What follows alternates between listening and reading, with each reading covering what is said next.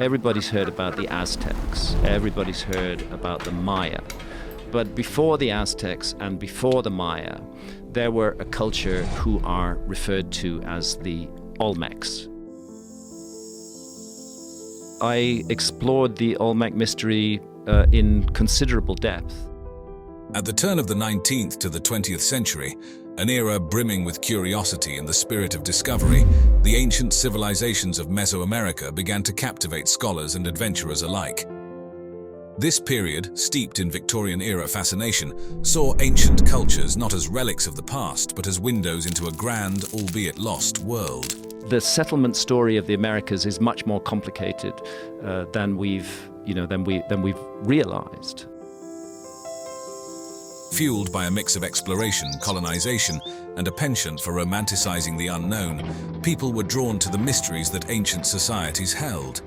Institutions in Europe and the United States, including museums and universities, recognized the value of understanding these indigenous civilizations. They began to fund expeditions, not just for the sake of collecting artifacts, but to delve deeper into the history and culture of these ancient peoples.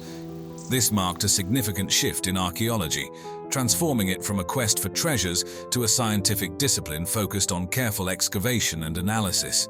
This is part of a curious mystery that is not unconnected to the genetic mystery. The Olmec civilization, with its colossal heads and intricate stone structures, was one of the earliest to be uncovered. Yet in these initial stages, many artifacts were mistakenly attributed to the more familiar Maya and Aztec civilizations.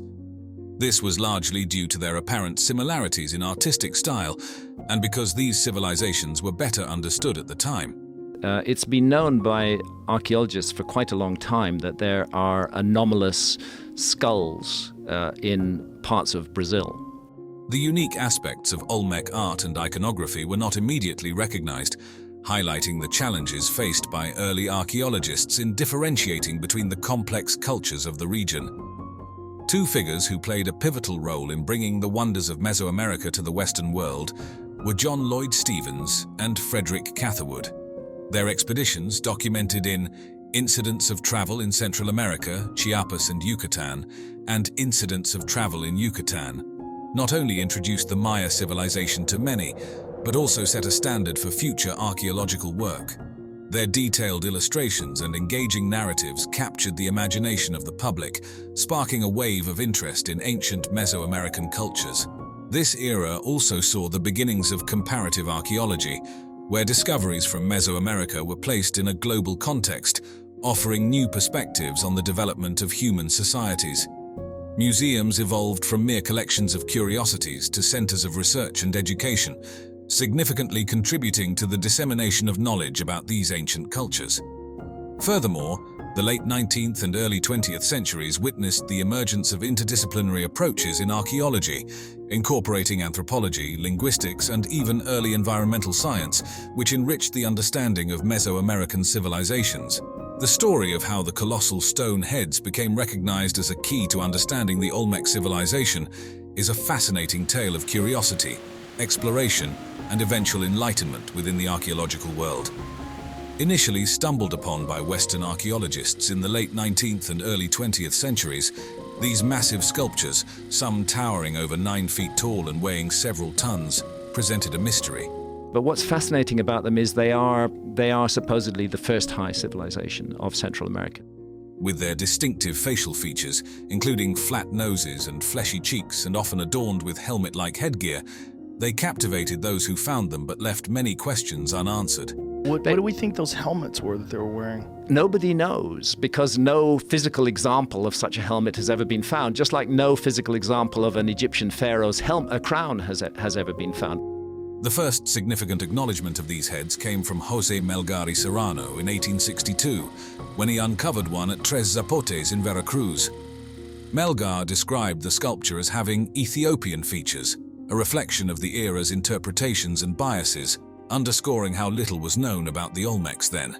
Although Melgar's discovery was groundbreaking, it was initially seen as an isolated find rather than evidence of a broader, unknown civilization. For decades, these colossal heads were viewed more as curious anomalies rather than vital cultural artifacts. Without a wider archaeological context, their true significance was overlooked, and they were sometimes wrongly attributed to other known civilizations like the Maya or Aztec, or even to entirely speculative, unknown cultures. It was a puzzle missing its broader picture, waiting for the pieces to be put together. The narrative began to shift in the mid-20th century, thanks to more focused and systematic excavations in the Olmec heartland, led by archaeologists such as Matthew Stirling. These efforts unearthed additional colossal heads alongside other artifacts, helping to piece together the puzzle of the Olmec civilization. It was through this dedicated work that the Olmecs were finally recognized as a distinct and influential culture in Mesoamerica, predating and potentially influencing subsequent civilizations like the Maya and Aztecs. In 1945, a groundbreaking expedition led by Matthew Stirling to San Lorenzo, Tenochtitlan, dramatically advanced our understanding of the Olmec civilization, an enigmatic culture that laid the foundational stones of Mesoamerican history. Recognizing the potential significance of these sites, the Smithsonian Institution stepped in, providing the necessary support and funding for a more thorough exploration. The vastness of San Lorenzo, spreading across several kilometers, presented another hurdle. It was impossible to excavate the entire site in one go, so Stirling and his team had to make strategic decisions about where to dig, prioritizing areas where surface finds indicated the presence of significant artifacts. This meticulous approach to excavation was critical, requiring careful planning, mapping, and a methodical technique to ensure the delicate artifacts, some centuries old, were preserved for future study. As they cleared the jungle overgrowth and dug into the ancient soil, Stirling's team was not just unearthing artifacts, they were also piecing together the story of the Olmec civilization. Every artifact, every stone, and every fragment of pottery added a new chapter to our understanding of this ancient culture. The detailed recording and documentation of their findings were essential, providing a basis for future analysis and helping to paint a fuller picture of the Olmec way of life. San Lorenzo, dating back to around 1200 to 900 BCE, stands as a monumental beacon in the study of Mesoamerican history, often celebrated as the oldest major city in the region. This ancient city predates the civilizations of the Maya and Aztecs, providing a unique glimpse into the dawn of complex societies in the Americas. Thanks to radiocarbon dating, researchers have been able to pin down the timeline of San Lorenzo, offering a clearer view of the Olmec civilization's early days. Among the most striking discoveries at San Lorenzo, the site has yielded jade figurines and celts, indicating robust trade networks and the cultural significance of jade. An array of pottery styles found at the site offers insights into daily life, artistic expression, and the Olmec's trade relations. The discovery of large structures, including platforms and possible elite residences, points to a highly organized society capable of mobilizing significant labor resources. The urban layout of San Lorenzo, organized around a central axis, reflects a thoughtfully planned development. The existence of distinct ceremonial and residential areas suggests a sophisticated urban structure, possibly mirroring social hierarchies within the Olmec society. In the 1950s, the archaeological spotlight turned to La Venta, an Olmec site in Tabasco, Mexico, building on the momentum of earlier discoveries at San Lorenzo. This shift marked a significant phase in unraveling the mysteries of the Olmec civilization, regarded as one of the earliest complex societies in Mesoamerica. With a renewed interest in the Olmec culture, archaeologists like Philip Drucker and Robert Heiser applied advanced methods and interdisciplinary approaches to dig deeper into the site's secrets, offering a more comprehensive understanding of this ancient civilization. La Venta thrived between approximately 900 to 400 BCE, a period that witnessed the peak of Olmec cultural and artistic development. This era underscored the Olmecs' remarkable achievements in architecture, art, and urban planning, setting a precedent for subsequent Mesoamerican cultures. Among the distinct features of La Venta is the Great Pyramid, a monumental structure made of earth and clay, noted for its unique conical shape. Unlike the pyramidal structures that would later dominate Mesoamerican landscapes, the Great Pyramid's design and scale highlight the Olmecs' advanced engineering skills and their capacity for organizing large-scale construction projects. This pyramid, along with other structures at the site, was aligned with celestial bodies, hinting at the Olmec's sophisticated understanding of astronomy and suggesting its role as a ceremonial and cultural hub. The systematic excavation efforts at La Venta brought to light not only architectural innovations but also a wealth of artifacts, including the iconic colossal heads carved from basalt, believed to represent rulers or significant figures within Olmec society. Similarly, altars adorned with intricate carvings provided glimpses into the civilization's mythology and rituals. La Venta also revealed complex burial sites and offerings, including serpentine mosaic pavements, which offered insights into the civilization's funerary practices and religious beliefs. These findings have been instrumental in piecing together the social structure, religious practices, and artistic achievements of the Olmec civilization, significantly influencing the study of Mesoamerican archaeology. However, the preservation of La Venta faces challenges due to the tropical climate and human factors, underscoring the importance of ongoing research and conservation efforts. The exploration of La Venta in the 1950s was a watershed moment in understanding the depth and complexity of the Olmec civilization, providing a foundation for future studies and ensuring the legacy of this pivotal culture in Mesoamerican history remains appreciated and preserved. Are there good aliens and bad aliens from what you know? And bad aliens and all kinds of ways and reasons for interacting with us. You know, there's a misconception here. People think that our space brothers would bring us good things. The EBEs are so advanced, they're at least 500 million years advanced from us, and probably more. Now, can they exist among us? It's my understanding they can only last about 20 minutes in this air. Anuradhapura, one of Sri Lanka's most significant historical cities, was the capital of an ancient empire that ruled the region for over 1,000 years. Known as the Land of Kings, it was a center of Sri Lankan culture and home to magnificent Buddhist monuments. Among its ruins is the 40-acre Ranmasu Uyana, or Golden Fish Park, a royal garden with lush pathways, pools, and engraved illustrations. However, the most intriguing feature of this park is not a monument, but an enigmatic carving known as Sakwala Chakraya, or the universe cycle, which remains one of the most mysterious ancient artifacts not only in Sri Lanka, but globally. So what is Sakwala Chakraya? Who built it and why? We'll break it down and uncover Sakwala Chakraya's hidden secrets. Sakwala Chakraya is a 6-foot-wide carving made up of 7 concentric circles, divided by vertical and horizontal lines, filled with crossed circles and other symbols. The outer ring depicts various marine animals. Despite its intricate design, archaeologists and historians are baffled by its origins and purpose. It stands out among the other carvings in Anuradhapura, as it bears no resemblance to traditional Buddhist iconography found elsewhere in Sri Lanka or the world. This anomaly has left experts wondering how it came to exist in a city filled with monuments from the Anuradhapura Empire, which began in 377 BCE.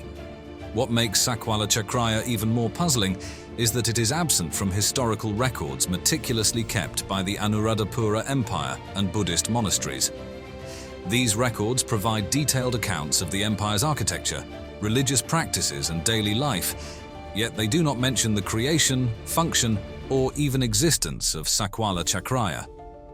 Some scientists have speculated that the carving could be up to 6,500 years old, possibly making it one of the world's oldest.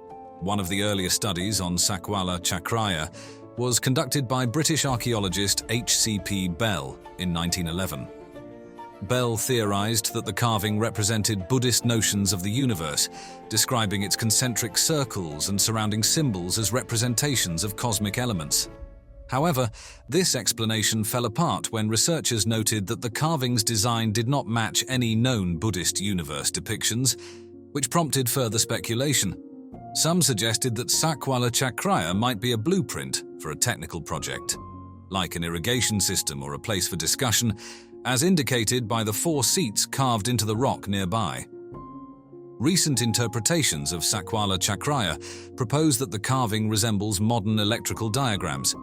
The concentric circles may represent electromagnetic waves, while symbols resembling satellite antennas and circuit components have sparked theories that the carving could be an ancient electrical blueprint.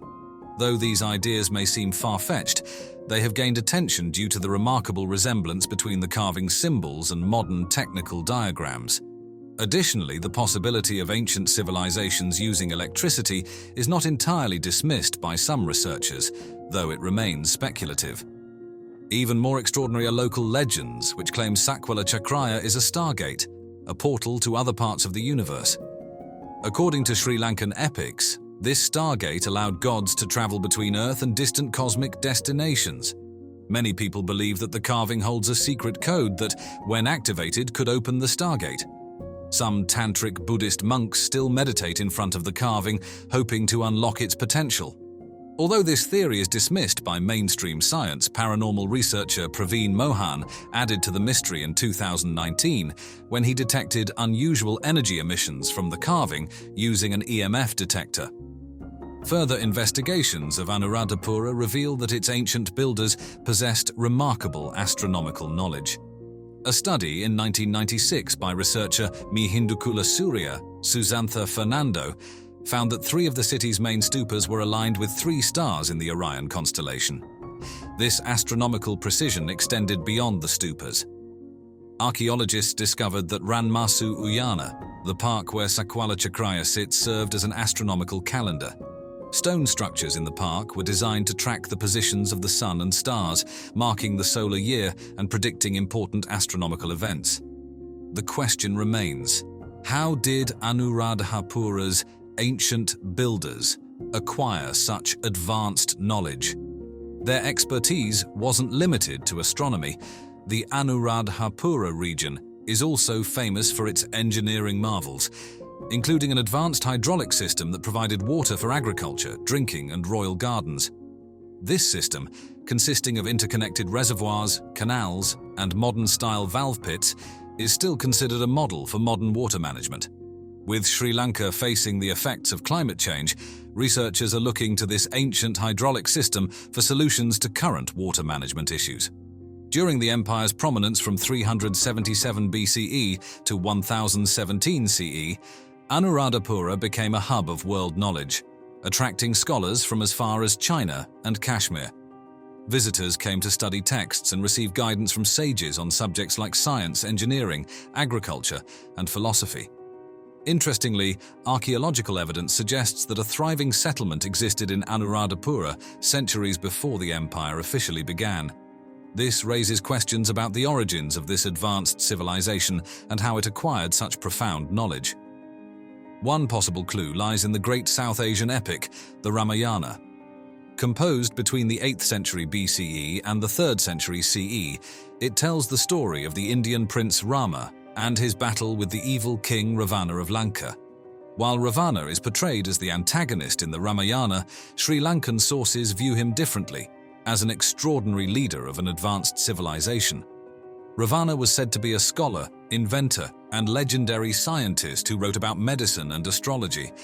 According to legend, he possessed advanced technologies, including the Pushpaka Vimana, a flying machine described as a chariot resembling a bright cloud in the sky. Ravana's reign is said to have been one of great prosperity, with tales of even the poorest households eating from golden pots. For Sri Lankans, Ravana is not a mythical figure, but a real king who ruled thousands of years ago, around 7,000 years before the present day, according to the Ramayana. This raises the question, how could Ravana have had access to advanced technologies like flying machines, cures for diseases, and astronomical knowledge far ahead of his time? Some believe that the answers to these questions can be found at the incredible archaeological sites around Anuradhapura. One of the most famous of these is Sigiriya, a fortress built atop a 600-foot column of rock, located about 45 miles from Anuradhapura. Sigiriya was a marvel of ancient engineering, complete with a palace, landscaped gardens, and a massive pool. Archaeologists believe the fortress was in use at least 1,500 years ago, but the scale of the construction still baffles researchers. The builders of Sigiriya are said to have moved over 3 million bricks to the top of the rock, which seems impossible without modern technology. Additionally, the 90-foot-long water tank atop the rock was carved out of solid granite, and despite droughts or heavy rains, it never dries up or overflows. This engineering feat has baffled scientists, leading some to speculate about how the ancient builders could have achieved such precision with primitive tools.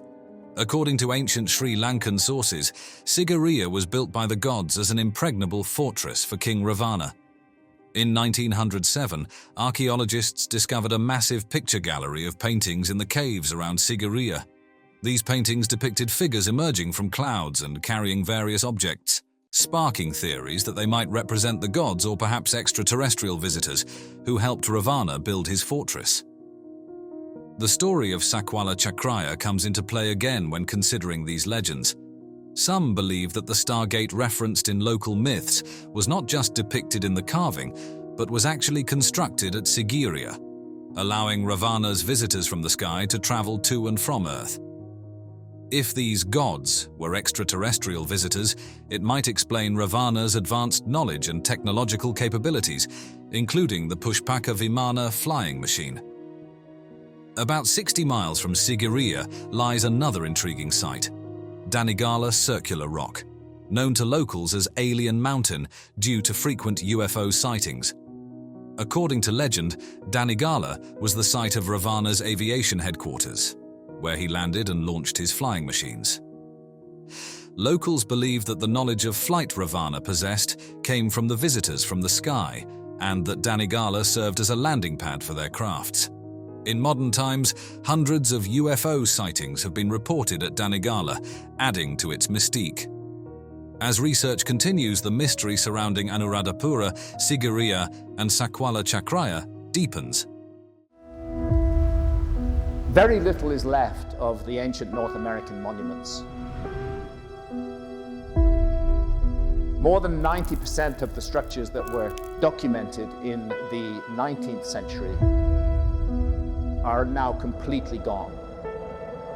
And of the less than 10% that remain,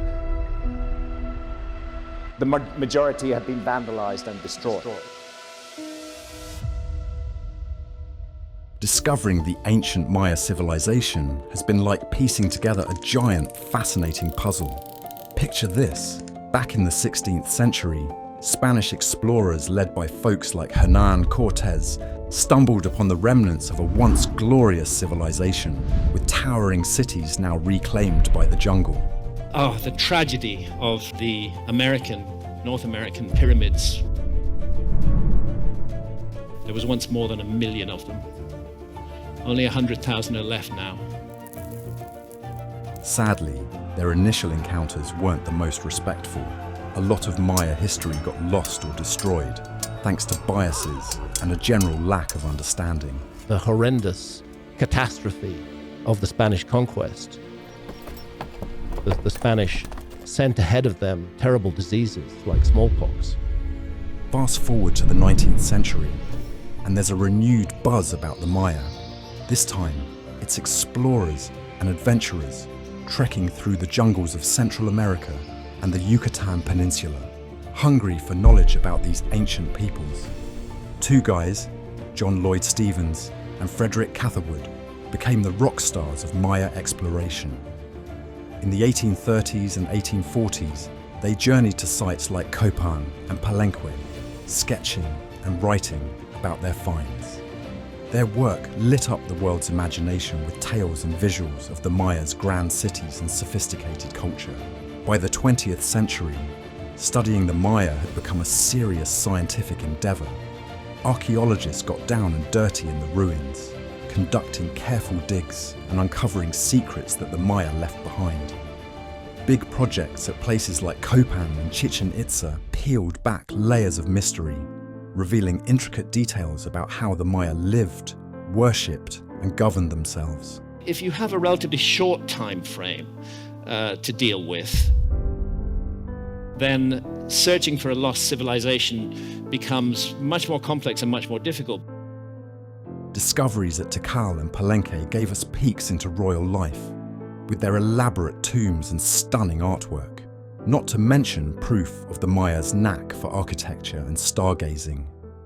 The lost city of El Mirador, hidden for centuries beneath the dense canopy of northern Guatemala's jungle, stands as a monumental witness to the ancient Maya civilization's grandeur and ingenuity. Rediscovered in the late 20th century, this city has profoundly reshaped our understanding of the Maya, pushing back the timeline of their architectural and societal achievements to much earlier than previously recognized. Flourishing from the 6th century BCE, El Mirador was a preeminent city in the Maya world during the pre-classic period, centuries before the rise of the more commonly known classical Maya cities such as Tikal and Palenque. Its scale and complexity are astonishing, with sprawling urban centers, elaborate plazas, and sophisticated water management systems, including reservoirs and canals, that supported a densely populated area at its zenith. The centerpiece of El Mirador is the colossal La Venta pyramid. Towering above the forest, La Venta is not just the largest pyramid in the Maya world, but also one of the most massive ancient structures in the world by volume. The pyramid's base covers an area larger than 9 football fields, and it rises to a height of approximately 230 feet. Constructing La Venta would have required moving millions of cubic meters of earth and stone. A staggering feat given the absence of metal tools, the wheel, or domesticated beasts of burden. This monumental effort underscores the advanced engineering skills and social organization of the Maya, capable of mobilizing and sustaining such a large workforce. El Mirador's discovery also brought to light an extensive network of raised causeways, known as Sakbiob, connecting it with other cities and settlements across the region. These causeways facilitated trade, movement, and possibly acted as political and ceremonial pathways, illustrating the city's importance as a regional hub. One of the most intriguing theories about El Mirador, and the pre-classic Maya in general, concerns the reasons for the city's decline and eventual abandonment around the end of the first millennium BCE. Researchers speculate that extensive deforestation and the demands of large-scale agriculture may have led to environmental degradation, reducing the city's ability to support its population. This theory suggests a cautionary tale about the sustainability of human-environment interactions, echoing modern concerns about environmental management and conservation. Comparatively, El Mirador and its monumental architecture can be paralleled with ancient Egypt's Old Kingdom, which was contemporaneously constructing its own colossal structures, including the pyramids of Giza. Both civilizations achieved remarkable architectural feats without the advantages of modern technology, relying instead on a profound understanding of engineering, astronomy, and mathematics. However, whereas Egypt's pyramids served primarily as tombs for pharaohs, Maya pyramids like La Venta were multifunctional, serving as temples and possibly observatories, reflecting the Mayas' integrated approach to religion, governance, and science. The decipherment of the Maya script stands as one of the most enthralling detective stories in the history of archaeology and linguistics. For centuries, the intricate hieroglyphs carved into stone monuments, painted on pottery, and written in the few surviving bark paper books remained a locked treasure trove of the ancient Maya civilization's wisdom. The breakthrough in the 20th century, primarily attributed to the insights of Russian linguist Yuri Knorozov, transformed our understanding of the Maya, unveiling a civilization rich in history, culture, and scientific knowledge. The Maya script is a complex system of glyphs which had stumped scholars for years. Early attempts at decipherment were hampered by the assumption that the script was purely ideographic, representing ideas rather than sounds, much like the Egyptian hieroglyphs before their decipherment. This led to numerous speculative and often incorrect interpretations of Maya texts. The turning point came in the 1950s with Yuri Knorozov. He proposed that the glyphs were not only logographic, but also phonetic, representing sounds. Knorozov's insight was based on the use of the Landa alphabet, a set of glyphs recorded by Spanish Bishop Diego de Landa, which had been dismissed by many as inaccurate. Knorozov suggested that these glyphs could represent phonetic sounds as well as logographic symbols. This approach opened the door to reading the Maya script as a fully functional writing system that included phonetic elements. Nurozov's work sparked a new wave of interest and research, leading to a collaborative international effort to crack the Maya code. Scholars such as David Kelly, Tatiana Proskuryakov, and later Linda Scheller and David Stewart, among others, made significant contributions. Proskuryakov, in particular, was instrumental in demonstrating that many inscriptions were historical records of Maya rulers and their deeds, rather than purely mythological texts as previously thought. This shifted the direction of Maya epigraphy towards historical reconstruction. One fascinating theory that has emerged from the study of Maya texts is the advanced nature of Maya astronomy and mathematics. The decipherment of the Dresden Codex, one of the surviving Maya books, revealed complex tables for predicting lunar and solar eclipses, the movements of the planet Venus, and the cycles of the Maya calendar. At the heart of their astronomical studies was the observatory at Chichen Itza, known as the Caracol. This structure, with its distinctive round dome and strategically placed openings, served as a window to the heavens, allowing Maya astronomers to accurately track the movements of Venus, the Sun, and other significant celestial entities. The precise alignment of the Caracol's windows with these celestial bodies' appearances and disappearances throughout the year underscores the Mayas' advanced architectural skills and their capacity to harmonize their construction efforts with their extensive knowledge of astronomy. This integration of astronomy into various aspects of Maya life highlights a civilization that valued the stars not merely as subjects of curiosity, but as essential guides for earthly endeavors. The Mayas' legacy in astronomy, evidenced by their codices, observatories, and calendars, offers a glimpse into a society that found harmony in the cosmic order and sought to align its terrestrial activities with the celestial rhythm. It's a tale not too dissimilar to the story of the Rosetta Stone and the Egyptian hieroglyphs, but with a twist. You see, the Rosetta Stone was like getting the cheat codes to understand Egyptian hieroglyphs because it had translations right there. But with the Maya, there wasn't a neat bilingual text lying around. Instead, figuring out what those intricate carvings and paintings meant required a mix of smart guessing, deep cultural dives, and a bit of detective work in understanding the symbols not just as pictures, but as a complex blend of sounds and meanings. Now imagine trying to understand a writing system that's not only about what things are, but also how they sound. And that's what the Maya script is all about. It's this incredible collection of over 800 different glyphs, making it one of the showiest, most elaborate scripts you could lay your eyes on. And the coolest part, we're still unlocking the secrets of this ancient script. The Maya script's ongoing decipherment is a reminder that history isn't just about looking back. It's a story that keeps evolving as we learn more. It's been said in many, many different cultures around the world that a lot of these structures were built at a very rapid pace. So you're talking about calculus, you're talking about geology. Yeah. I mean, how did they know how to build this? We're talking about something, in my opinion, super ancient. But these sites are all really majestic and super ancient. Today, we're diving into one of the world's most enigmatic archaeological mysteries, the Bada Valley megaliths. Nestled in the lush landscapes of central Sulawesi, these ancient stone structures have baffled experts for over a century. But this is thousands of years and it's still sitting there perfect. I bet if you fill it with water, the water wouldn't even leak out of it.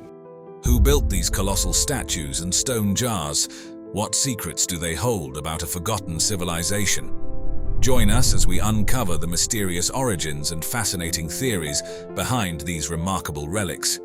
Located in the Lor Lindu National Park of central Sulawesi, Indonesia, the Bada Valley megaliths first came to the attention of the Western world through the efforts of Dutch colonialists in the early 20th century. During a 1908 Dutch military expedition, Dr. Nicolaas Adriani and Dr. Albertus Christian Cruyt documented these remarkable stone structures. Their meticulous reports and photographs marked a pivotal moment in the scholarly exploration of these ancient artifacts. Dr. Adriani and Dr. Cruyt were not merely military explorers, but also seasoned ethnologists with a keen interest in the cultures of Indonesia. Their documentation included detailed descriptions, measurements, and photographs, which were essential in preserving the initial data about the megaliths. These early records remain a valuable resource for researchers today, as many of the megaliths have since weathered and eroded. Their efforts sparked a wave of academic curiosity that has continued for over a century, although the remote location and challenging terrain of the Bada Valley have limited extensive archaeological studies. Nobody honestly knows who did the work. We simply know that it was an ancient civilization that obviously had advanced technology. The origins of the Bada Valley megaliths are shrouded in mystery. No written records or definitive oral traditions link these structures to a specific culture or time period, leaving their creators and purpose open to interpretation. This absence of concrete historical context has led to a multitude of theories, each offering a different perspective on these enigmatic stones. Determining the age of the Bada Valley megaliths has proven challenging. Some researchers estimate that the megaliths could date back as far as 2000 BCE, based on stylistic comparisons with other ancient Southeast Asian artifacts. Others argue for a more recent origin, proposing that they were created around the 14th century CE. All of these places are likely pre-cataclysmic, so at least 13,000 years old. The primary difficulty in dating these structures lies in the lack of organic material associated with them, which precludes radiocarbon dating. In the absence of direct dating methods, researchers have turned to indirect clues. For example, the weathering patterns on the stones suggest they have been exposed to the elements for many centuries.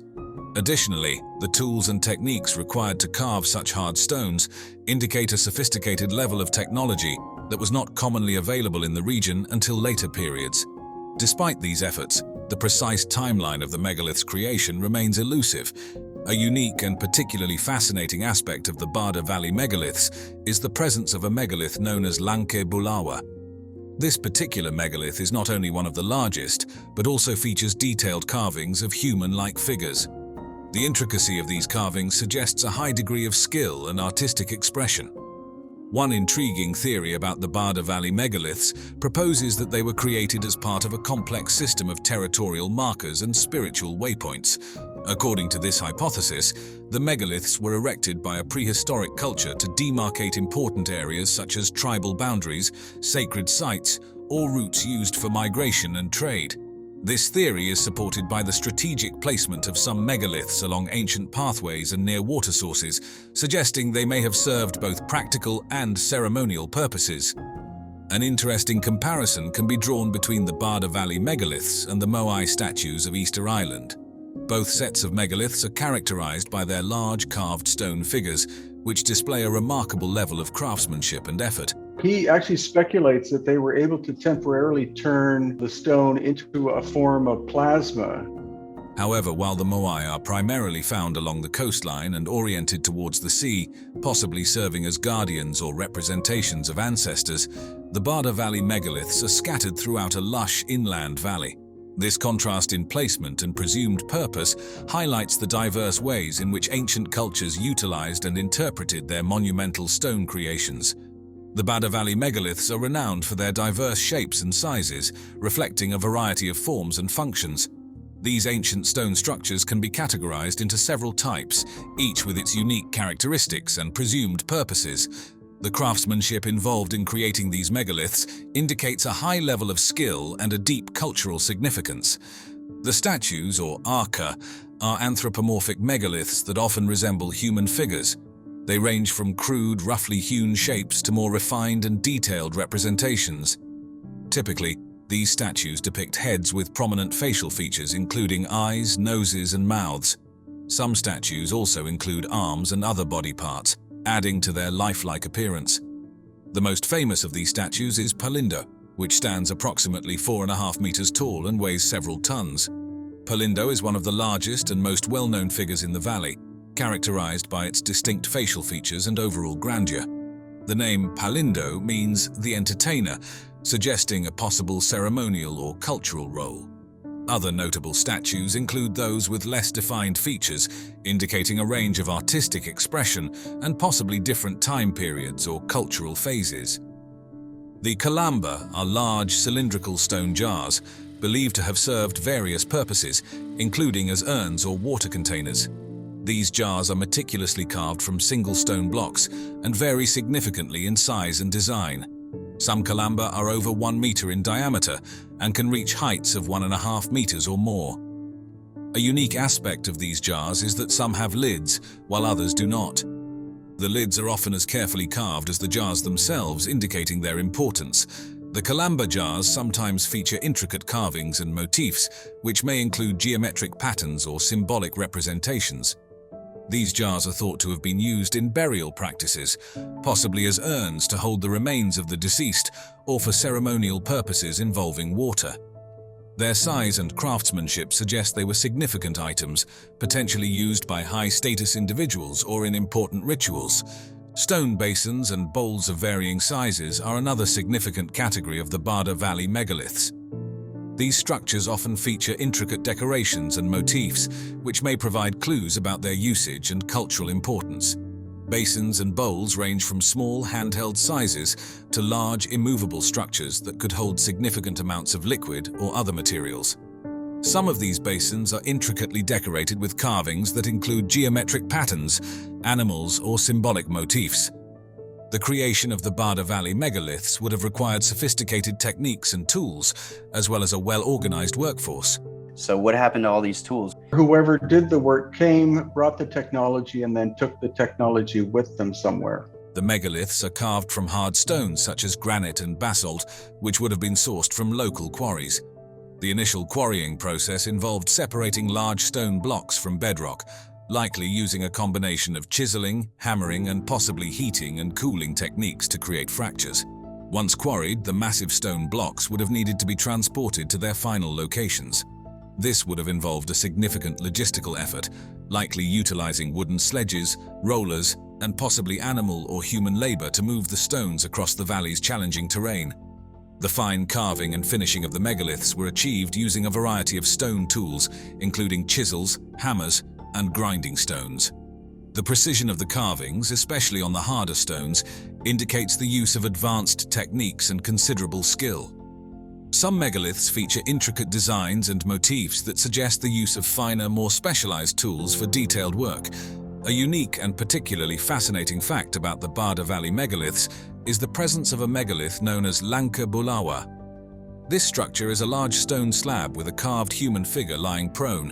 One interesting theory posits that the Bada Valley megaliths were part of a vast interconnected network of megalithic cultures that spanned Southeast Asia.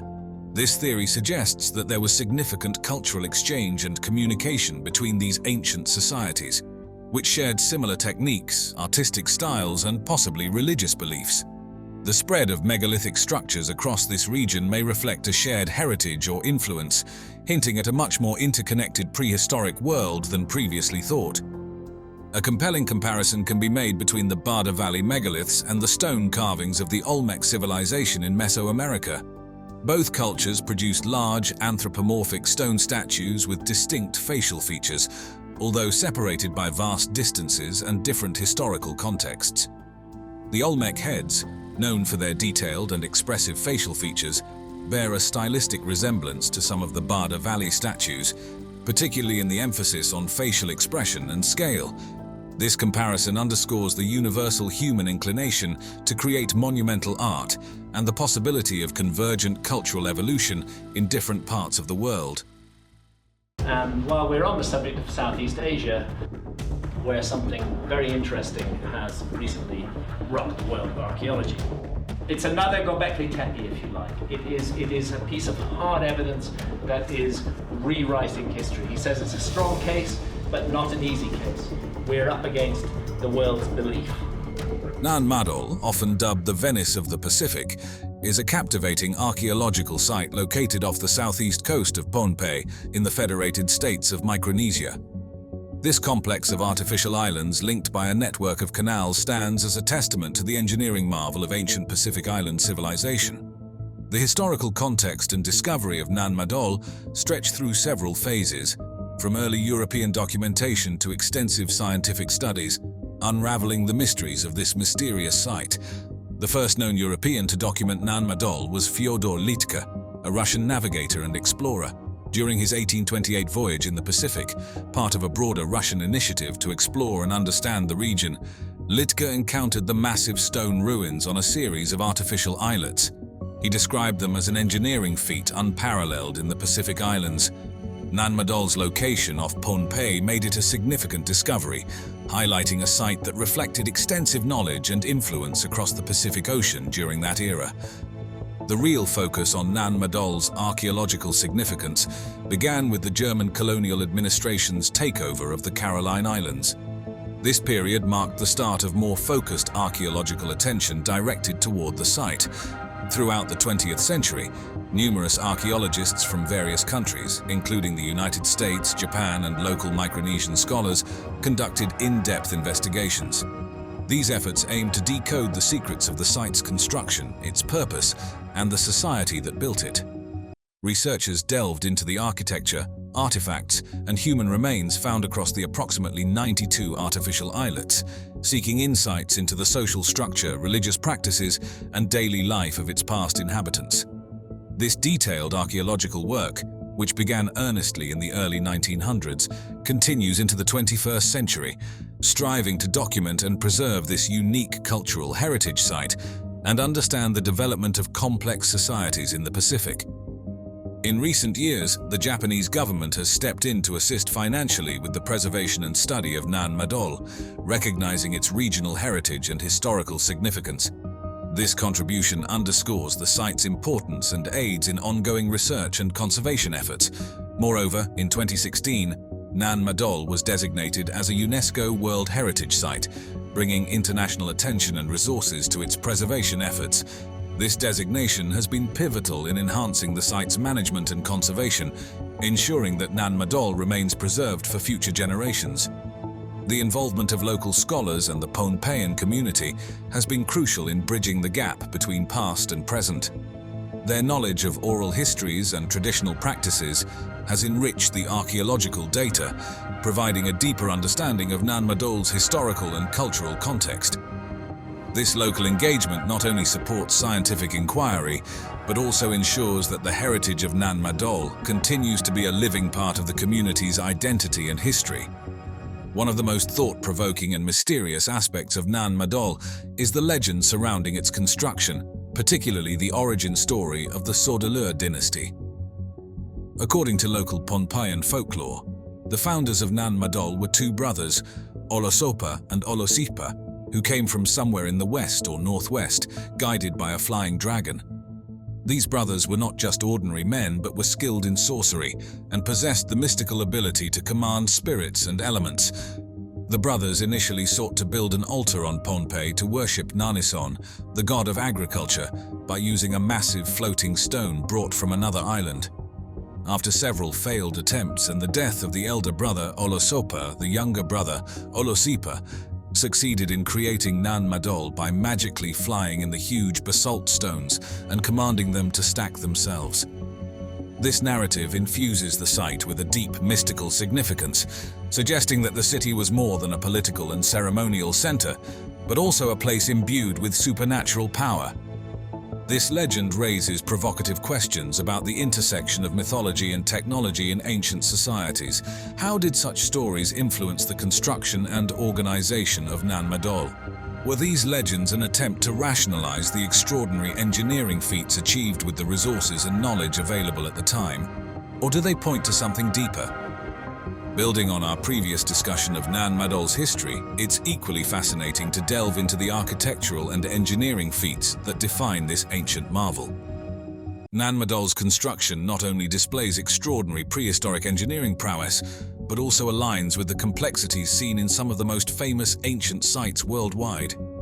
The design and execution demonstrate a sophisticated knowledge of architecture, logistics, and natural resource management that is impressive even by contemporary standards. The engineering challenges began with establishing a stable foundation directly on coral reefs, a challenging environment due to the soft, unstable substrate and exposure to tidal fluctuations. To overcome these challenges, builders constructed nearly 100 artificial islets across more than 200 acres, meticulously positioning huge stones on the shallow reef to withstand the forces of the ocean. The primary building material was columnar basalt, chosen for its natural, pillar-like formation. The largest of these stones could measure up to 7.5 meters in length and weigh up to 50 tons, roughly the equivalent of a fully loaded tractor trailer or a large modern tank. The total volume of basalt and coral fill used in creating the islets is estimated to be in the hundreds of thousands of cubic meters. Transporting and positioning such immense volumes required not only significant labor but also precise planning. One of the site's greatest mysteries is how these massive basalt logs were moved several kilometers without the use of wheels, a technology not known to exist in prehistoric Micronesian cultures. An interesting theory suggests that the builders might have utilized the buoyant properties of bamboo rafts to float these massive stones across the lagoon, a method that would have alleviated weight issues and provided a feasible means to transport heavy loads across water. The construction of Nan Madol shares some intriguing parallels with other monumental projects like the Great Wall of China, which also required adapting construction techniques to challenging environments. Both the Great Wall and Nan Madol showcase the ingenuity of their respective builders in using available materials and innovative methods to overcome environmental challenges. Another fascinating theory about Nan Madol involves the potential use of a natural cement or geopolymer, similar to methods speculated to have been used in the construction of the Egyptian pyramids.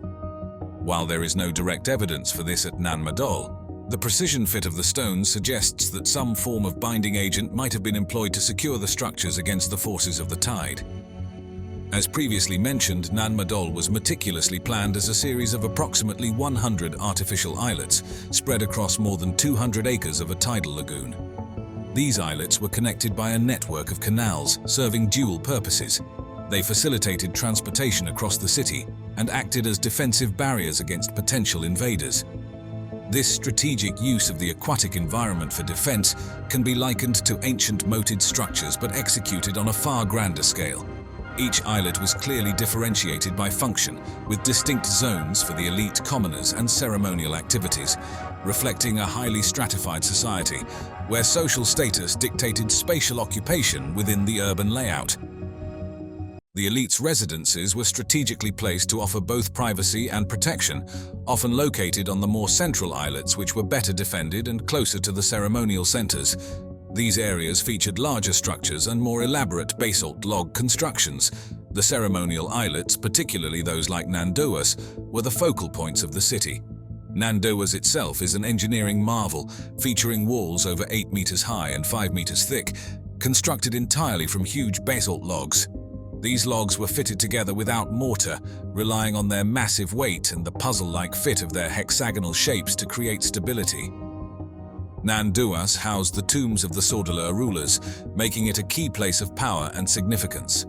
The design of Nan Dowas suggests that it served not only as a tomb area, but possibly also as a site for major ceremonial gatherings and the enactment of important rituals, which reinforced the rulers' divine status and their control over society. Comparing Nan Madol with other ancient constructions offers interesting insights. While the Egyptian pyramids were monumental sites built on solid land using a massive workforce and resources from a large centralized state, Nan Madol's construction required ingenious adaptations to a fluid and challenging marine environment. Yet, both sites demonstrate the capacity of ancient societies to mobilize and manage large-scale resources over generations. The strategic use of water in Nan Madol's design is also reminiscent of medieval European castles with moats, which used water as a natural defensive barrier to protect against sieges, albeit in very different contexts. The use of naturally hexagonal columnar basalt at Nan Madol not only facilitated the physical construction process, but also enhanced the structural integrity of the buildings. This choice of material and the method of construction likely contributed to the site's longevity, as these stones interlock naturally, creating a more resilient structure against natural elements, especially in a saltwater environment. But what about this bizarre enclosure wall that surrounds it? Each of these 3 blocks weighs 900 tons. And it's extraordinary the way they're built into a wall and raised 30 feet above the ground like this. A wall, the provenance for which has not been established by archaeology.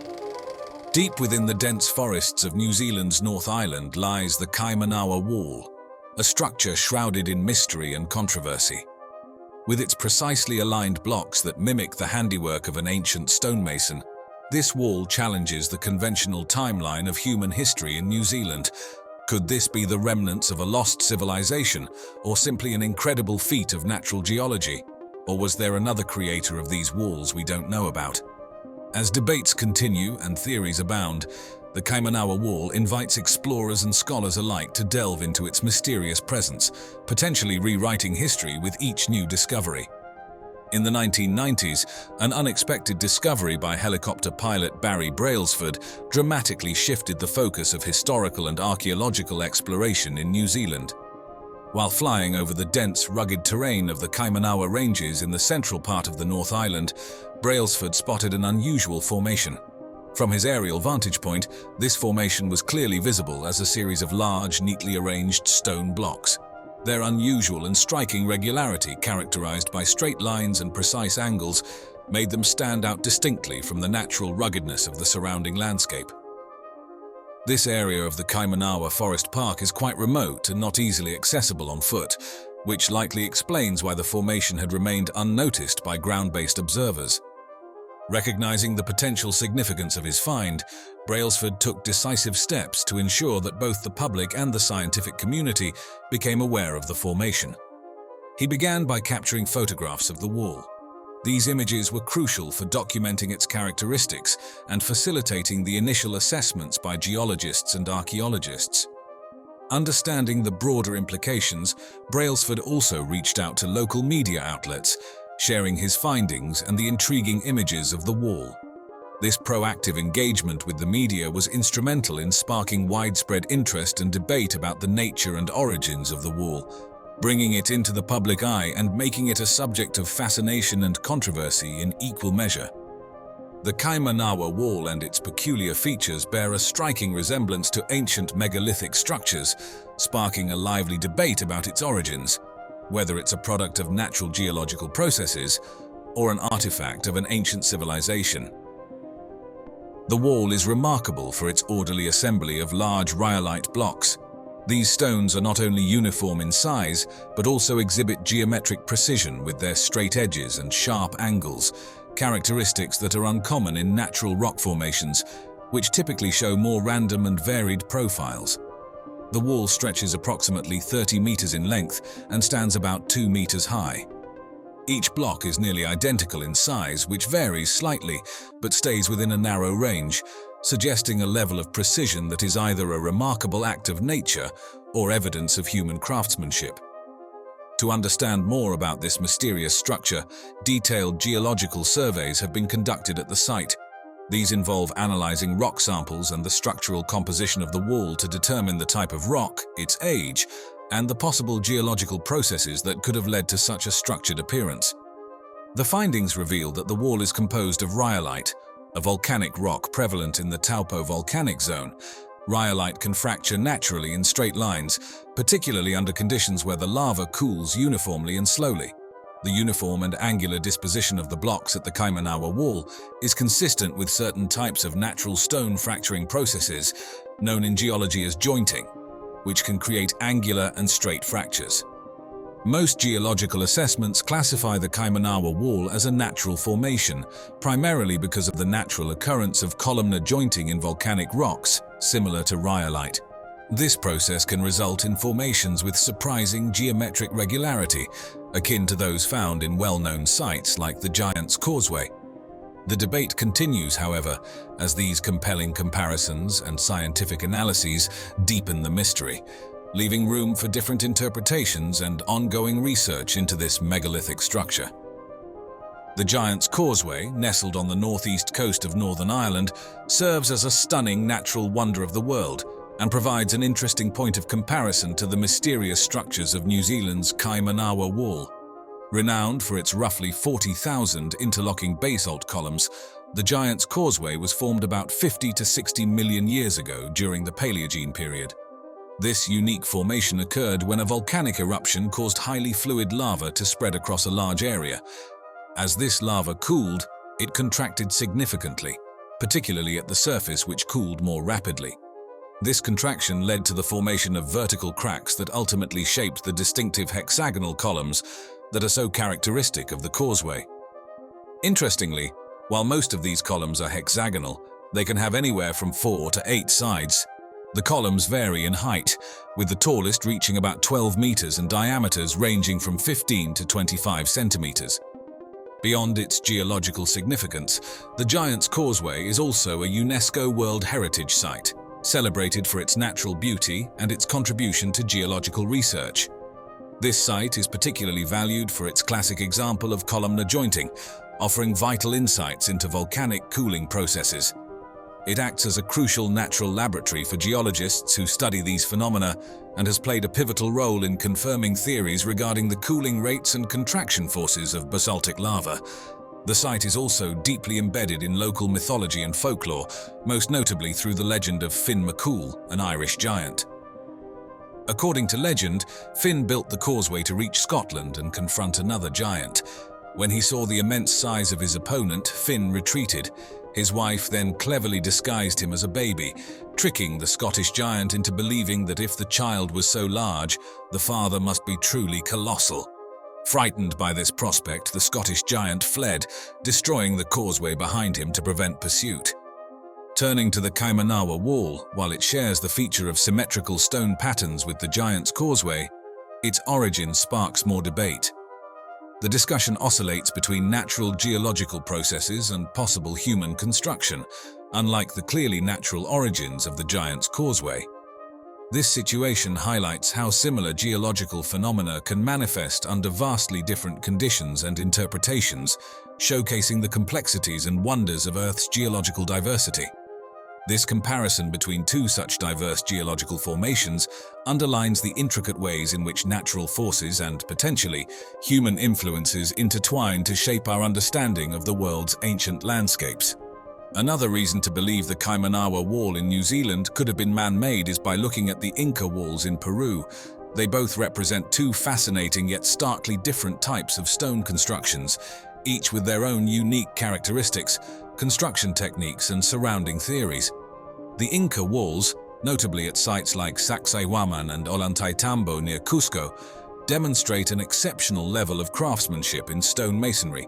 The Incas utilized a technique known as ashlar masonry, where large stones are meticulously cut to fit together tightly without any mortar. The precision of this stone cutting is so remarkable that not even a blade of grass can fit between the stones. This technique not only provided structural stability but also enhanced the wall's resistance to earthquakes, a common threat in the Andean region. These walls are not just functional, they hold significant cultural importance, reflecting the Incas' sophisticated understanding of architecture and their deep connection to their environment. The alignments of the walls with celestial events like solstices and equinoxes underscore their importance in Inca religion and agricultural practices. The precise methods used by the Incas to shape these stones remain a subject of debate among archaeologists. Some theories suggest the use of tools made from harder stones or bronze, while others propose techniques that involved heating the stones and then rapidly cooling them with water to create fractures. In contrast, the origin of New Zealand's Kaimanawa Wall is shrouded in debate. While some suggest it might be a natural geological formation resulting from the regular fracturing of volcanic rock, specifically rhyolite under certain cooling conditions, others speculate about its potential as a man-made structure. A key point in this debate is the absence of tool marks, which are clearly visible on the Inca walls. This supports the theory that the Kaimanawa Wall's formation might be natural rather than crafted by human hands. The unusual regularity and symmetry of the stones at the Kaimanawa Wall, while rare in natural formations, are not deemed impossible by geologists. Similar formations have been noted in other parts of the world where columnar basalt or other fracturing patterns have occurred due to volcanic activity. The Inca walls are undeniably the result of intentional, skilled labor, showcasing advanced techniques in stone cutting and construction. In contrast, the Kaimanawa Wall, if a product of natural geological processes, represents an intriguing example of how natural forces can mimic the appearance of intentional construction.